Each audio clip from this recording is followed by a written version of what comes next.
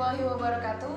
Perkenalkan, nama saya Fatma Aulia, mahasiswi dari Universitas Subang, program studi Ilmu Komunikasi dengan nomor pokok mahasiswa E1A20008.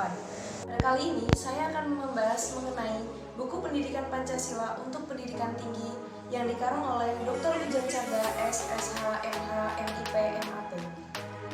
Adapun uraiannya adalah sebagai berikut. Pendidikan Pancasila untuk pendidikan tinggi oleh Dr. Ujang Carda, SSH, MH, MAP, MIP. Bab 1. Orientasi terhadap pendidikan Pancasila.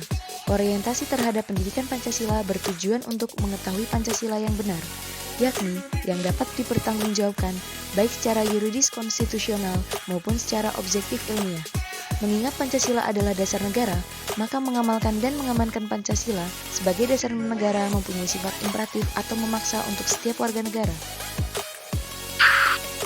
Bab 2. Memahami sejarah Pancasila sebagai lambang negara Indonesia. Nama Pancasila diusulkan pada saat pidato Soekarno sebelum Indonesia merdeka, yang kemudian disahkan setelah Indonesia dinyatakan merdeka. Sejarah lambang negara Indonesia, yakni Garuda, muncul dalam berbagai kisah. Dalam setiap kisahnya pun melambangkan kekuatan dan kegagahan. Dan Garuda juga digunakan oleh kerajaan Samudra Pasai sebelumnya.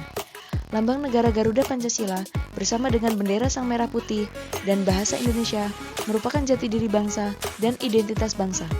Hal tersebut yang menjadi cerminan dari kedaulatan negara dan kemandirian serta eksistensi negara Indonesia.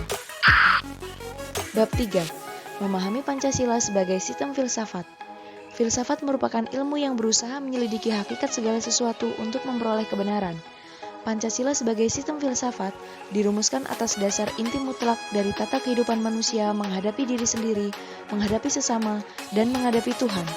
Konsep dasar Pancasila sebagai sistem filsafat adalah pandangan tentang manusia yang mempunyai peran sentral dalam filsafat Pancasila, manusia sebagai subjek maupun objek. Pancasila sebagai filsafat memiliki dasar ontologis, epistemologis, dan aksiologis. Bab 4. Memahami Pancasila sebagai sistem nilai, etika, dan norma. Nilai adalah sifat atau kualitas yang berkaitan dengan harapan atau cita-cita. Kemudian norma adalah bentuk konkret dari nilai. Sedangkan dalam etika adalah ketika orang dapat mengerti mengapa dan atas dasar apa manusia harus hidup dalam norma-norma tertentu. Sila-sila Pancasila merupakan dasar fundamental dalam pendirian negara yang realisasinya diwujudkan dan dijelmakan ke dalam pasal-pasal Undang-Undang Dasar 1945. Bab 5. Memahami muatan sila-sila dalam Pancasila. Pancasila merupakan suatu kesatuan yang mana sila yang satu berkaitan dengan sila lainnya dan menjadi suatu kesatuan yang organis. Setiap sila dalam Pancasila memiliki kandungan maknanya masing-masing. Pancasila adalah bagian dari ajaran agama untuk menjunjung tinggi nilai-nilai perdamaian dan persamaan hak serta pengamalan agama dalam konteks bernegara yang berarti mengamalkan nilai Pancasila sama dengan mengamalkan nilai yang diajarkan agama. Bab 6. Memahami Pancasila sebagai ideologi bangsa dan negara. Ideologi dapat dikatakan sebagai kumpulan gagasan, ide, keyakinan, dan kepercayaan yang menyeluruh dan sistematik yang menyangkut bidang politik, sosial, budaya, dan keagamaan. Pada hakikatnya, ideologi adalah hasil refleksi manusia berkat kemampuannya mengadakan distansi terhadap dunia kehidupannya. Negara Indonesia menggunakan ideologi Pancasila karena dinilai cocok dengan latar belakang dan cita-cita bangsa Indonesia.